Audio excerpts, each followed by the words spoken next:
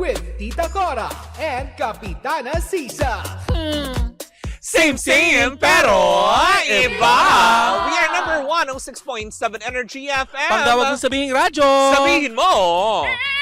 Yan! At syempre ngayon dahil tayo ay talagang chismosa ng taon. Diba? Oo, kagaya na naipangako natin kanina, Mare. Correct. Sa ating mga kababayan dito sa Metro and Mega Manila. Correct, hindi ba? Atin ang nakontak ang ating kapatid mula sa 88.3 Energy FM Davao at makakausap natin ngayong araw na ito si DJ Baby Girl o si Star Talandrona. Hello sa'yo!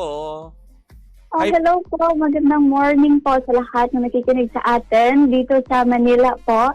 I'm here, I'm Star po or Baby Girl, DJ Baby Girl ng 88.3 Energy FM Davao Official. Ayan Baby Girl, ito naman, tatanungin ko, kamusta kayo dyan ngayon?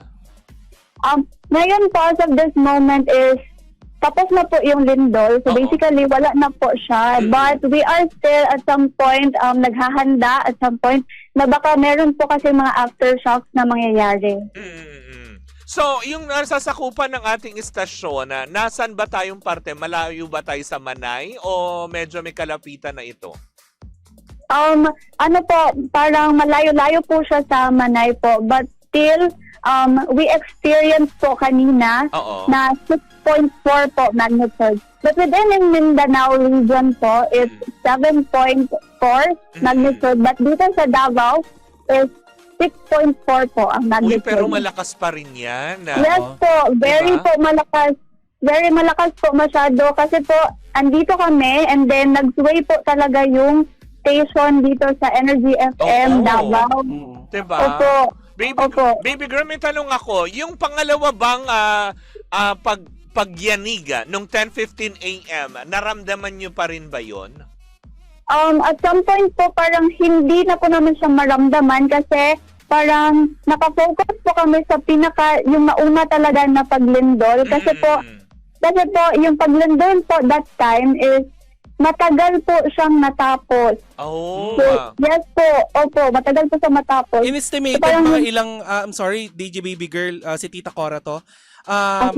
Anong estimate yung tagal nung paglindol kanina dyan sa sa Davao? Ano po, parang 1 minute po or more than 1 minute. Parang Matagal-tagal din. Oo. Baby Girl, nakaranas ba kayo ng pagkawala ng kuryente o supply ng kuryente dyan sa inyong mga lugar? Sa within po Davao City, meron pong ibang parte ng Davao City na nawalan talaga sila ng kuryente. Marami-rami din po sa kanila or dito sa amin.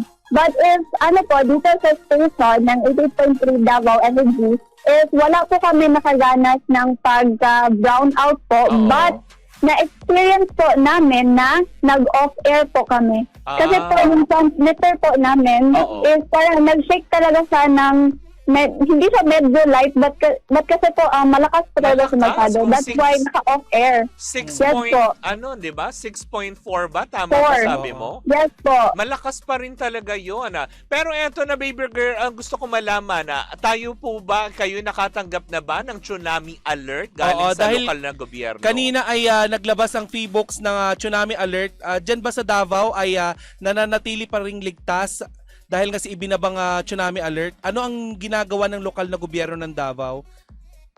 As of this moment po is ang local government po ng Davao City is nagbantay na po talaga sila sa mga pangyayari ngayon. But as of now, wala pa po ako masyadong nalalaman if what is the parang update po ng dagat. But sinasabihan po yung mga taga Davao City na malapit po sa dagat is magbantay po, and at some point parang not quite sure pa po ako kasi need ko pa rin po ng update, but sinasabihan po ang mga taga Davao po na magbantay po talaga masyado and parang mag-prepare ng kanilang mga gamit para if ever lang po. Kailangan lumigas.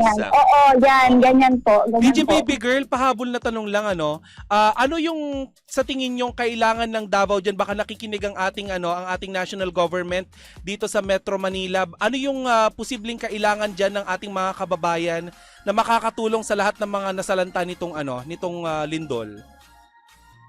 Nitong lindol po, as of this moment po kasi is parang wala pa po talagang final na nagsabi na ganito talaga yung nangyari. But kasi yung pangyayari po sa amin ngayon is usually yung mga na parang nabiktima, somehow like that, is yung parang kuryente pa lang po. So basically parang within Davao City lang po ha. Within Davao City lang po is wala pa pong parang update na meron talagang mga cracks.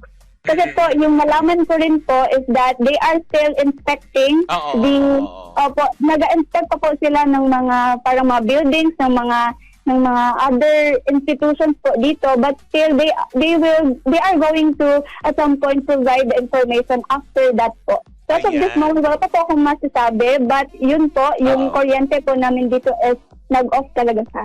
Okay. Hangad namin ang kaligtasan nyo at magandang balita yan para sa amin na kayo naman ay nasa ligtas na kalagayan dyan sa ating istasyon, ang 88.3 Energy FM Davao. Ayan, mag-iingat kayo dyan, baby girl.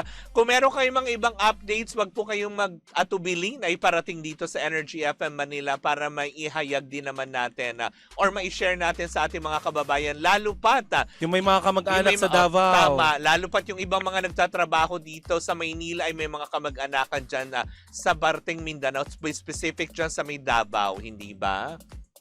Opo, yes po.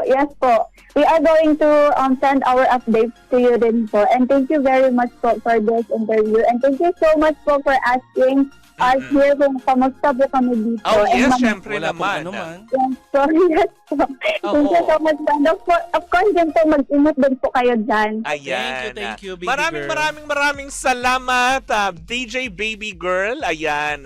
Of course, Star Talandrona from 88.3 Energy FM Davao po yan. At kagaya na sabi niya kanina, Mare, nananatili pa rin unstable ang kuryente nila doon. Kaya sa mga may kababayan, may mga kamag-anak dyan sa Davao, kung sakaling hindi nyo makontak yung inyong mga kamag-anak, kasi Mare, syempre maapektuhan pati yung linya ng komunikasyon dyan. Correct. Diba? I-message nyo lang muna, wag muna kayo magpanik kasi baka din sila, hindi pa rin nila alam kung anong kung gagawin nila. Sa ngayon ay hindi pa rin makalabas siguro ang ating mga team mula sa Energy FM Davao para alamin kung ano nga ba ang totoong sitwasyon na sa kapaligiran. So mag-aantay pa rin po tayo sa mga feedback na manggagaling of course sa kanilang lugar.